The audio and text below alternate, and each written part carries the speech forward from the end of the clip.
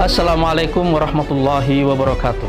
Selamat datang di Partai Gelombang Rakyat Indonesia. Partai ini ditakdirkan lahir di tengah krisis global berlarut akibat pandemi COVID-19. Tapi kami justru datang berbagi mimpi besar menjadikan Indonesia sebagai 5 besar dunia. Itu adalah perwujudan dari amanat para pendiri bangsa untuk ikut serta melaksanakan ketertiban dunia. Kami yakin mimpi besar itu akan menjadi sumber energi kolektif kita sebagai bangsa untuk mengejar ketertinggalan dan menutup jurang yang menganga lebar antara potensi yang sangat besar dengan pencapaian yang sangat kecil. Langit kita terlalu tinggi, tapi kita terbang terlalu rendah. Berapa jarak antara mimpi besar itu dengan realitas kita hari ini? Untuk menempuh jarak itulah, kita harus merumuskan arah baru Indonesia sebagai peta jalan masa depan, mengkonsolidasi seluruh potensi kita dalam semangat kolaborasi, dan meledakkan kemampuan inovasi kita untuk menemukan terobosan-terobosan besar baru. Sebagai partai yang berasas Pancasila, kami mengajak seluruh rakyat Indonesia untuk bergabung bersama Partai Gelombang Rakyat Indonesia atau Partai Gelora Indonesia untuk menciptakan gelombang sejarah baru menuju 5 besar dunia. Wassalamualaikum warahmatullahi wabarakatuh. Saya Anies Mata, Ketua Umum Partai Gelombang Rakyat Indonesia.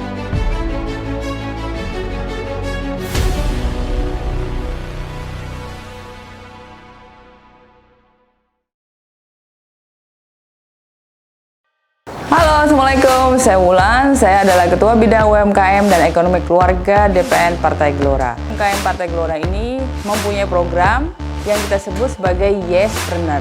Kalau UMKM kamu mau naik kelas, jangan lupa gabung ke Yespreneur. Kami yakin dan berharap Yespreneur akan bisa menjadi wadah UMKM yang besar dan bisa berguna bagi Indonesia, dimulai dari strata yang paling kecil, yaitu di keluarga.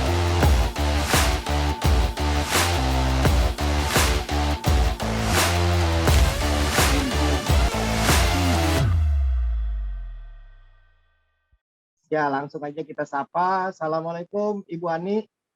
Beliau ini memang sudah teruji ini untuk membuka peluang-peluang bisnis usaha. Nah, sekarang ini yang menarik ini ada kata syariahnya ini Bu Ani. Waalaikumsalam warahmatullahi wabarakatuh. Terima kasih sekali terutama kepada tim DPN yang telah memfasilitasi sehingga pada pagi hari ini acara ini bisa terselenggara berkat dukungan tim DPN juga.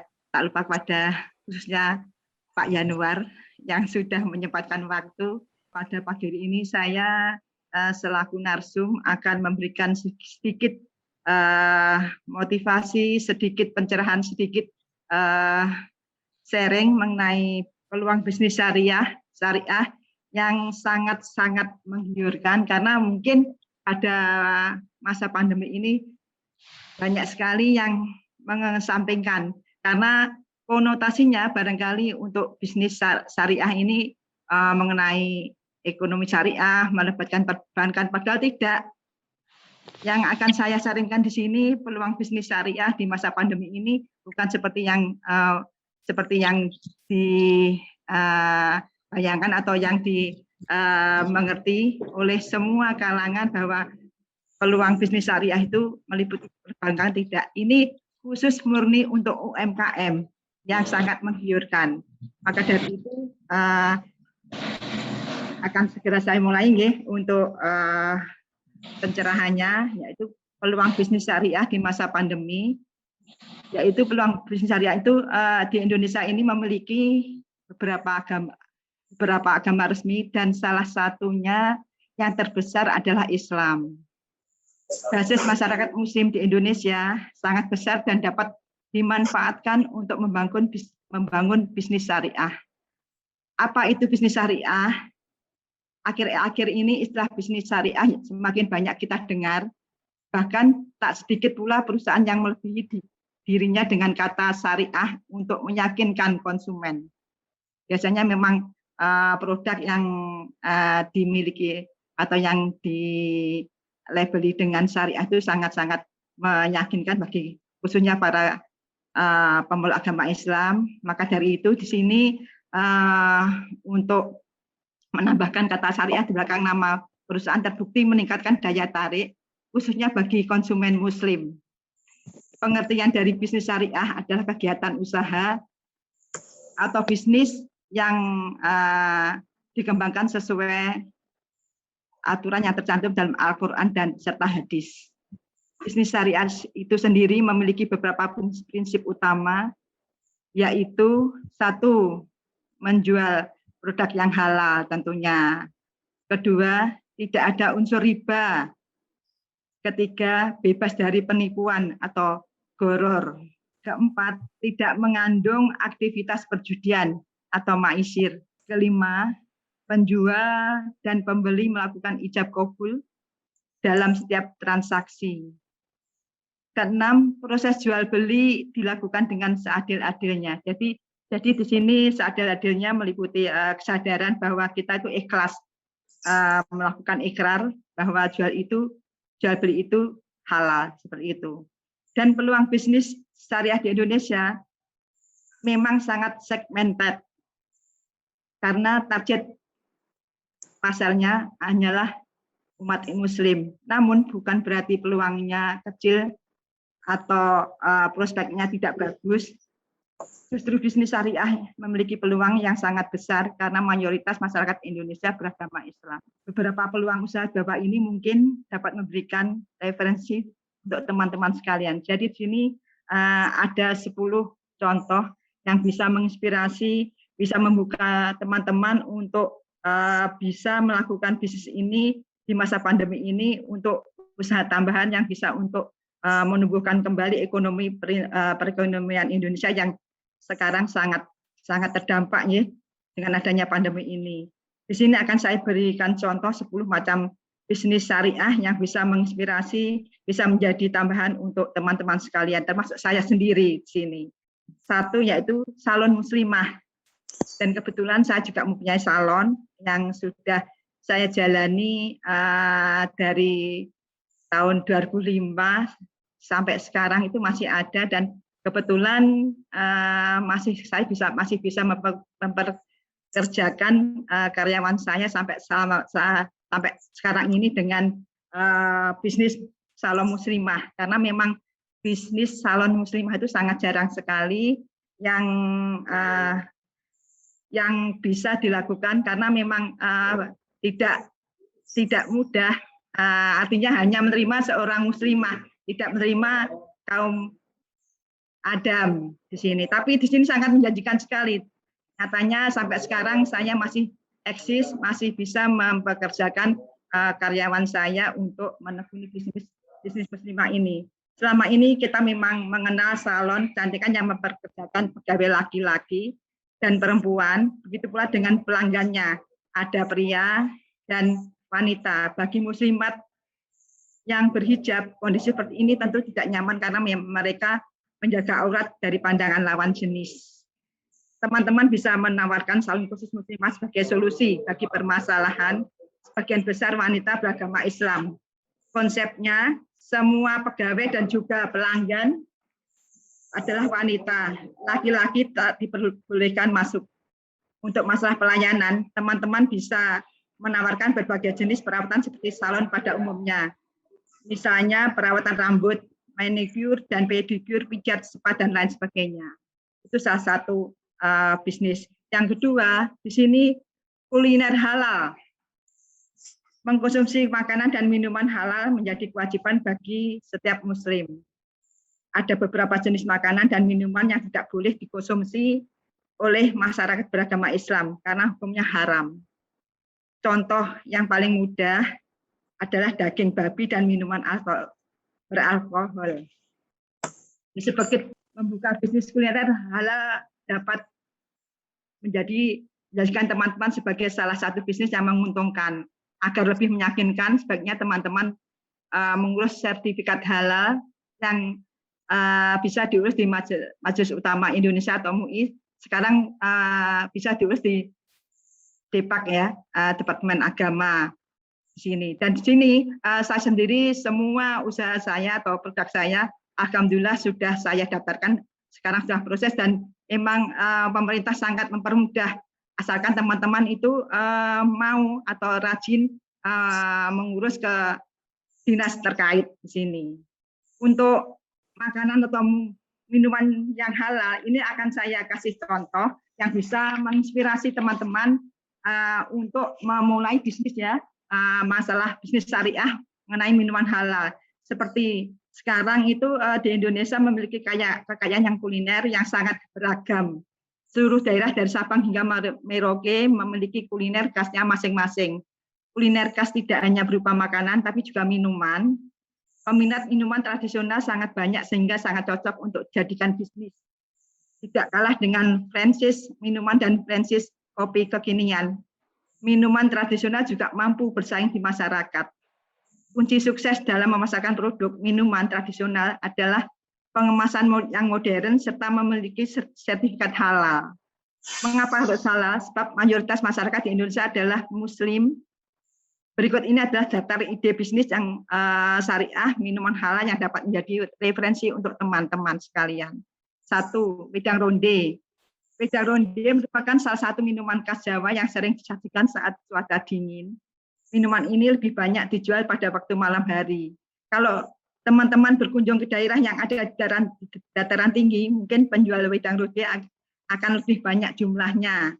Minuman tradisional ini memiliki komposisi utama air jahe panas yang diisi dengan bola-bola tepung ketan, kacang tanah, kolang-kaling, dan roti tawar.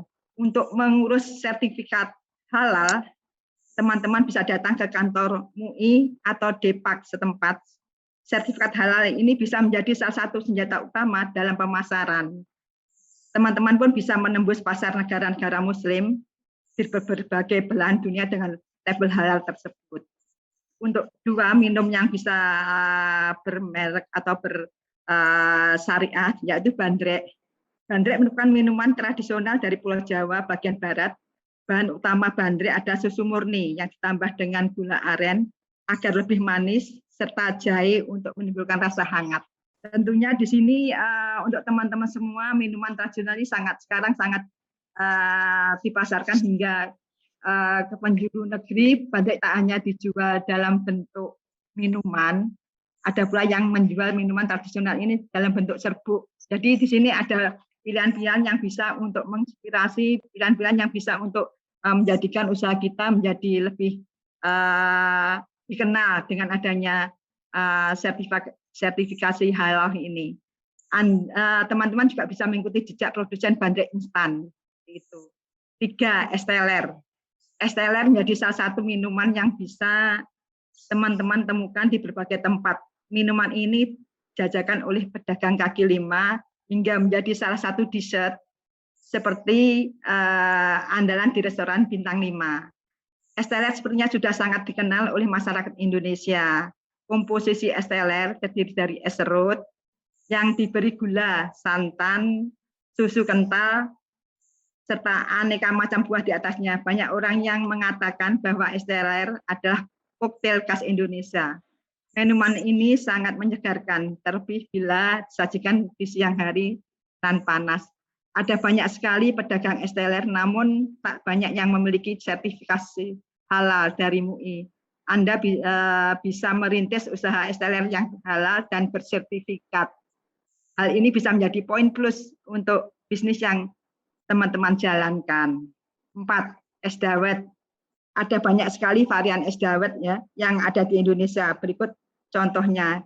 Dawet ayu khas Banjarnegara memiliki cendol berwarna hijau.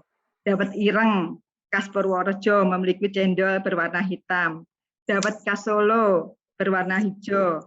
Umumnya disajikan bersama dengan bubur sumsum, ketan hitam, dan biji selasih. Dawet mawar khas Banyuwangi memiliki cendol berwarna merah muda karena dicampur dengan sari bunga mawar. Sama seperti es teler, es dawet pun dijual mulai dari kelas kaki 5 hingga restoran. Kepopuleran minuman ini tidak meredup meskipun saat ini tergerus maraknya boba milik teh. Untuk itu, es dawet juga bisa Anda kembangkan, bisa dengan membuat kemasan yang menarik, sehingga bisa menarik minat kalangan anak muda. Dengan begitu, bisnis ini juga bisa dikatakan sebagai bisnis yang cocok untuk mahasiswa. 5. Es oyen. Es oyen ini adalah salah satu minuman khas dari tanah Sunda, khususnya kota Bandung. Berbeda dengan bandrek, minuman satu ini sajikan dingin dan lebih cocok dan diminum pada siang hari. Untuk membuat es oyen, Anda perlu menyiapkan beberapa bahan, yaitu buah-buahan, susu kental manis, es yang sudah diserut, kelapa muda, pacar Cina. Dilihat dari bahan-bahannya, untuk membuat es oyen ini sudah membayangkan kesegarannya. Sayang sekali hingga hari ini belum ada pedagang es oyen yang memiliki sertifikat halal.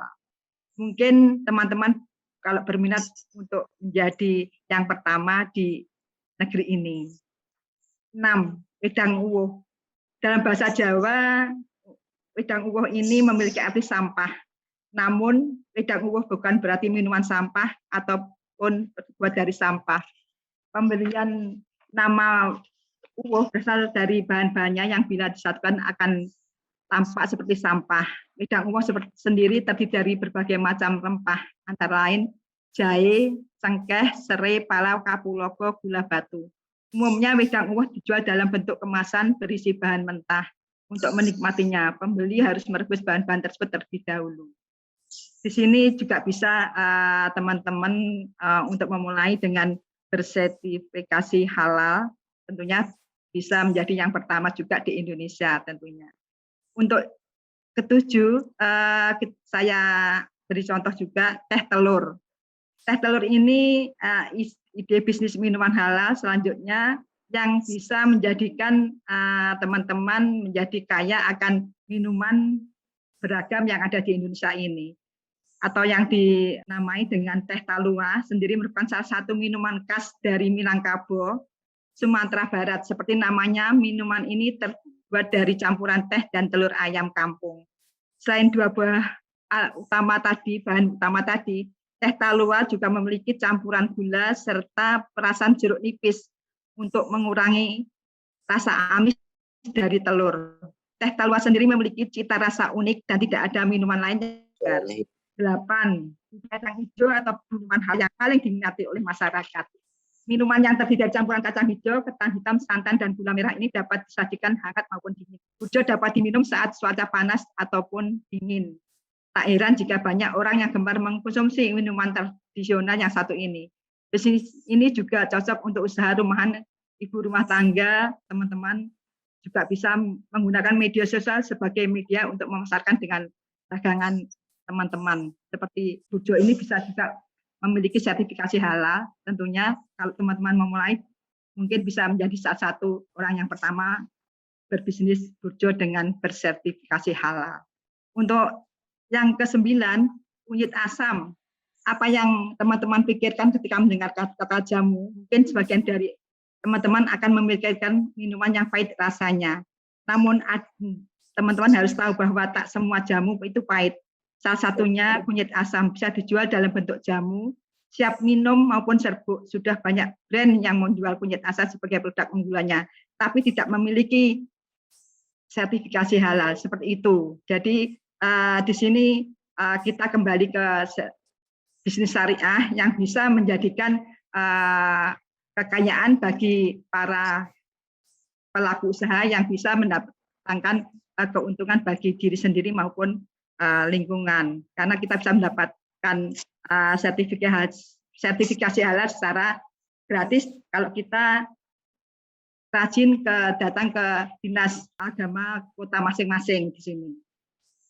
Untuk yang terakhir di sini akan saya kenalkan juga bir peletok sama bajigur. Barangkali di sini untuk daerah Jawa Barat sudah mengenal, tapi di sini yang perlu kita tambahkan yaitu dengan sertifikasi halal tentunya, maupun bir peletok maupun bajigur bisa kita gunakan untuk bisnis secara syariah dengan sertifikasi halal yang bisa mendatangkan keuntungan, karena memang sebagian besar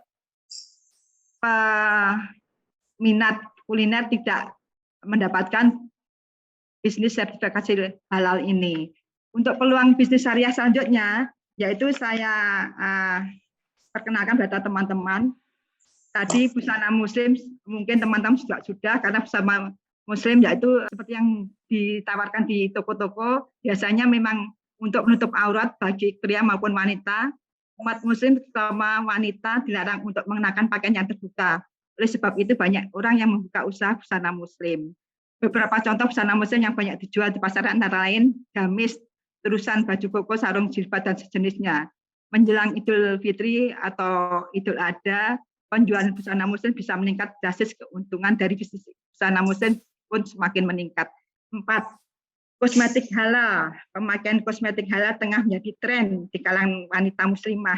Pasalnya banyak sekali jenis-jenis kosmetik yang beredar di pasaran tidak mencantumkan status halal. Hal ini menyebabkan muslimah merasa ragu ketika akan menggunakan produk tersebut. Tahukah teman-teman bahwa brand dan toko yang menjual kosmetik halal masih sangat sedikit? Teman-teman bisa memanfaatkan kesempatan ini untuk memulai bisnis kosmetik halal. Teman-teman bisa menjadi distributor terlebih dahulu, kemudian membuka toko kosmetik khusus produk halal. Untuk yang kelima, tour dan travel umroh. Tapi tour dan travel umroh saat ini memang lagi terpuruk, terdampak karena memang masih adanya pandemi. Jadi untuk khususnya untuk Indonesia belum ada pemberangkatan untuk masalah umroh maupun haji. Sementara kita harus bersabar, tapi untuk bisnis ini juga sangat menjanjikan. Kalau kita bisa memenuhi baik surat izin perdagangan, nomor pokok wajib pajak, maupun izin biro wisata. Untuk keenam, usaha distro muslim. Distro muslim ini belum banyak dijalankan oleh banyak pelaku usaha, karena distro ini adalah singkat dari distributor, outlet, atau store. Toko pakaian yang menjual produk hasil produksi sendiri atau titipan dari produsen bisa disebut sebagai distro. Selama ini kita mengenal distro hanya menjual pakaian seperti kaos, kemeja, jaket, topi, dan sebagainya. Di Indonesia masih sangat jarang ditemui distro yang khusus menjual produk fashion muslim. Distro muslim ada salah satu peluang bisnis syariah. Produk-produk yang dijual tentu saja pakaian-pakaian yang sesuai dengan syariah. Untuk usaha daycare Islami, berkat emansipasi wanita, ini bisa memiliki pekerjaan yang setara dengan pria. Oleh sebab itu banyak sekali wanita karir yang harus meninggalkan anaknya di penitipan atau daycare. Namun daycare biasa tak bisa memenuhi kebutuhan anak dalam mempelajari nilai-nilai Islam dalam kehidupan sehari-hari. Oleh sebab itu muncullah usaha daycare bernuansa Islami. Daycare seperti melayani penitipan anak dengan menanamkan nilai-nilai Islami. Untuk membuka usaha daycare ini, teman-teman perlu merekrut tenaga ahli yang dapat mengasuh anak yang tentunya beragama Islam. Usaha daycare juga membutuhkan izin dari pemerintah di daerah setempat, terutama dari dinas dan kebudayaan. Jadi di sini juga bisa menginspirasi untuk usaha syariah dengan adanya usaha daycare Islami. Yang ke-8, blogging Islami. Blog adalah salah satu media yang biasa dipakai untuk berbagai informasi. Dari sisi pemilik, media ini juga bisa menjadi sumber penghasilan untuk mencukupi kebutuhan sehari-hari. Teman-teman bisa memulai membuat blog yang berisi konten-konten Islami. Jenis konten yang bisa teman-teman gunakan untuk mengisi blog antara lain, 1. Traveling Islami, parenting Islami, kisah-kisah muslim yang inspiratif, gaya hidup Islami. Apapun jenis konten yang teman-teman bagikan, sebaiknya buatlah semenarik mungkin. Semakin menarik, warganet akan terus mengunjungi blog teman-teman. Setelah pembaca semakin banyak, teman-teman dapat melakukan monetisasi pada blog tersebut. 9. Toko online Islami. Di tahun 2021 ini, belanja secara online lebih banyak dilakukan daripada belanja offline. Kemudian kemudahan serta kepraktisan yang menjadi alasan utama masyarakat lebih menyukai belanja secara online. Perubahan pada cara belanja di atas dapat menjadi sebuah peluang baru untuk berbisnis. teman-teman dapat membuka sebuah toko online Islami, jual barang yang bernuansa Islam seperti pakaian atau pernak-pernik. 10.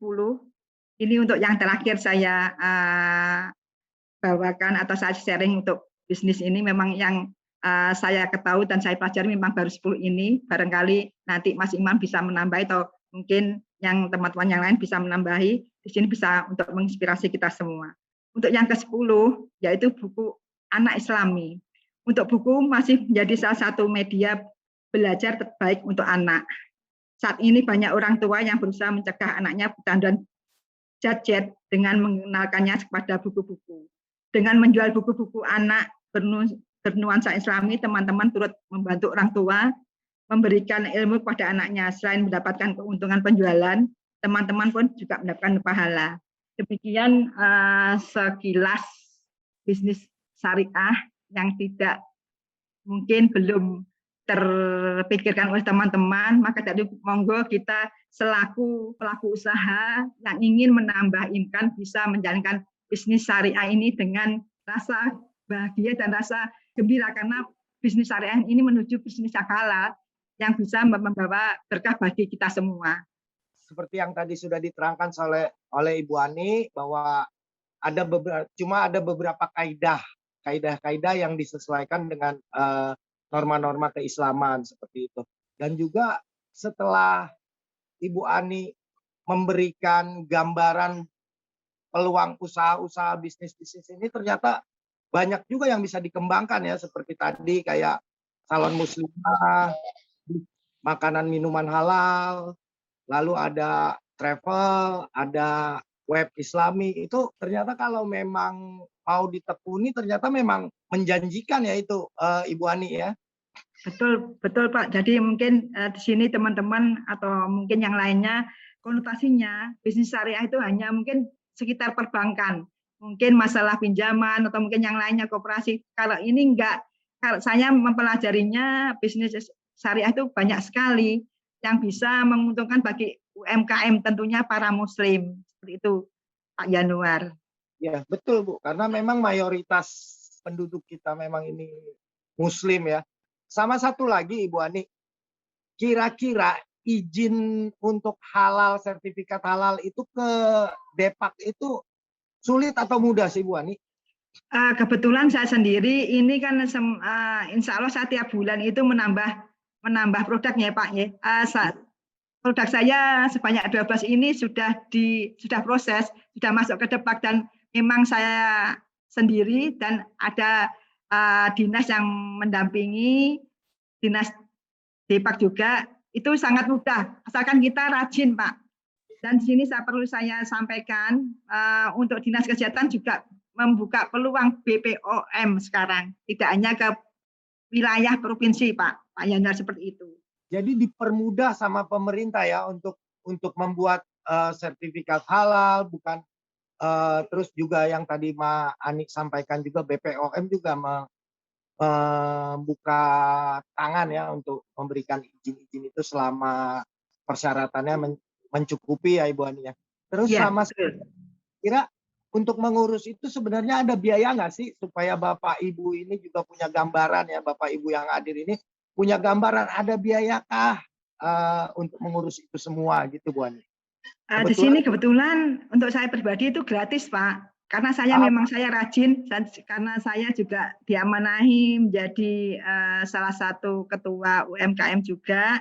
Jadi makanya saya ingin memfasilitasi teman-teman itu gratis juga Pak. Jadi saya ingin memberi contoh. Bahkan kemarin itu 2 tahun yang lalu saya bisa membawa 30 teman itu gratis untuk memperoleh PIRT yang kemarin itu belum banyak dikenal oleh para pelaku wirausaha, seperti itu Pak. Bagus sekali itu kegiatannya Ibu Ani ini, jadi mengakomodasi kawan-kawan semua ya yang memang mungkin kesulitan untuk mengurus sertifikat halal atau BPOM atau PIRT. Ma Ani dengan tangan terbuka siap membantu ya Ma Ani ya. Ya, betul, betul. Memang bapak-bapak, ibu-ibu yang hadir ini ada kesulitan bisa kontak Ibu Ani, mungkin nanti melalui chat pribadi beliau bisa untuk diskusi, mungkin Ibu Ani nanti akan bisa kasih masukan seperti itu Bu Ani ya. Ya, dan sini Pak Yanda saya tambahkan barangkali bagi para pelaku wirausaha sini yang mungkin ingin berbisnis syariah ini sangat menguntungkan sekali. Karena apa? Baik itu muslim maupun non muslim, kalau sudah mengetahui kalau itu halal, itu pasti insya Allah terjamin masalah kebersihannya dan kehalalannya seperti itu. Jadi konotasinya sudah memberi nilai plus dibanding dengan produk-produk yang belum bersertifikasi halal seperti itu, Pak Yanuar.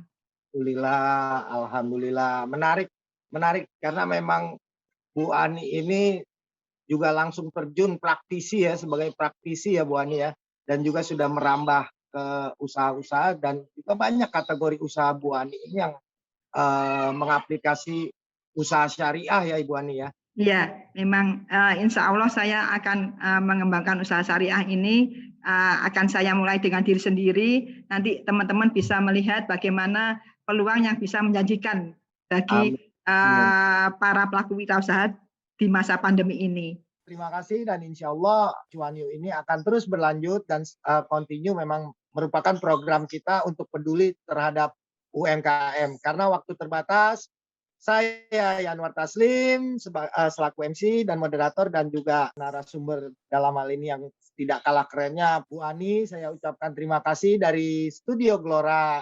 Untuk tim Studio Glora saya juga ucapkan terima kasih dan saya juga mewakili semua narasumber mengucapkan permohonan maaf bila ada salah kata atau salah perbuatan. Assalamualaikum warahmatullahi wabarakatuh. Halo, Assalamualaikum. Saya Wulan. Saya adalah Ketua Bidang UMKM dan Ekonomi Keluarga DPN Partai Gelora. UMKM Partai Gelora ini mempunyai program yang kita sebut sebagai Yespreneur. Kalau UMKM kamu mau naik kelas, jangan lupa gabung ke Yespreneur. Kami yakin dan berharap Yespreneur akan bisa menjadi wadah UMKM yang besar dan bisa berguna bagi Indonesia, dimulai dari strata yang paling kecil yaitu di keluarga.